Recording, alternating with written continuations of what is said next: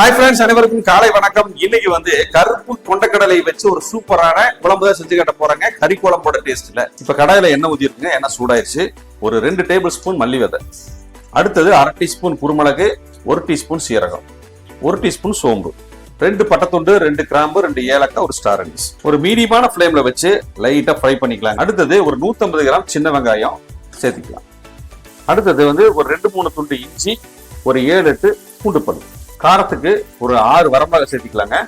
எல்லாமே நல்லா வதங்கிடுச்சுங்க. 1/2 கப்பு துருவின தேங்காய் சேர்த்திக்கலாங்க. தேங்காய் சேர்த்ததுக்கு அப்புறமா அடுப்பை ஆஃப் பண்ணிடலாங்க. அடுப்பை ஆஃப் பண்ணிட்டு ஒரு 1 நிமிஷம் நல்லா எல்லாத்தையுமே கலந்து விட்டுக்கலாம். ஓகே, மசாலா எல்லாம் ரெடி ஆயிடுச்சுங்க. இதை ஆற வச்சு ஒரு ஃபைன் பேஸ்டா அரைச்சு எடுத்துக்கலாங்களா? ஊற வச்ச கருப்பு சுண்டைக்கடலையே நான் வந்து வேக வச்சு தனியா வச்சிருக்கேங்க.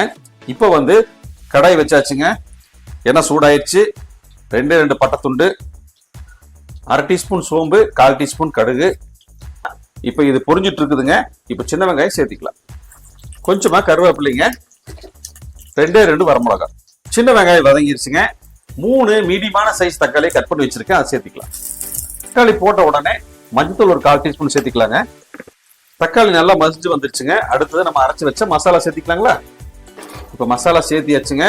1 நிமிஷம் நல்லா கலந்துக்கலாம். இப்ப மசாலா அரைச்ச தண்ணி சேர்த்திக்கலாங்க.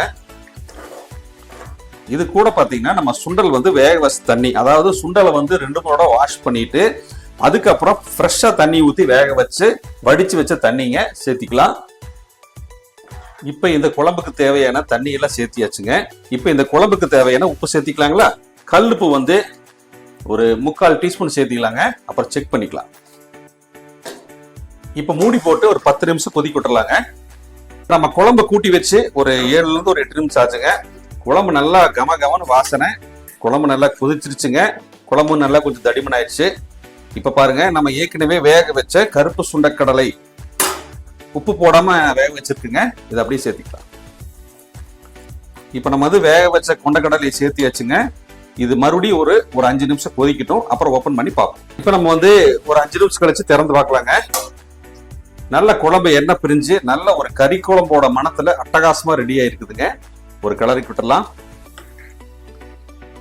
பாருங்க எவ்வளவு அருமையா வந்திருக்குது குழம்பு. இன்னைக்கு நல்ல ஒரு கறி குழம்போட மணத்துல இருக்குதுங்க. நல்ல சுடுசாதம், இட்லி, தோசை, சப்பாத்தி, புரோட்டா வரைக்கும் எல்லாத்துக்குமே இந்த குழம்பை நீங்க யூஸ் பண்ணலாம். சூப்பரா இருக்கும். இன்னைக்கு வந்து கறி குழம்போட சுவையில கருப்பு கொண்டைக்கடலை குழம்பு செஞ்சு காமிச்சிருக்கேங்க. ரொம்ப சிம்பிளா தான் இருக்கு. ட்ரை பண்ணி பார்த்துட்டு எப்படி இருக்குன்னு கமெண்ட்ல சொல்லுங்க. நன்றி, வணக்கம். நிறைய பேருக்கு ஷேர் பண்ணி விடுங்க, சப்ஸ்கிரைப் பண்ணுங்க. அடுத்த வீடியோ பார்க்கலாங்களா? பாய்.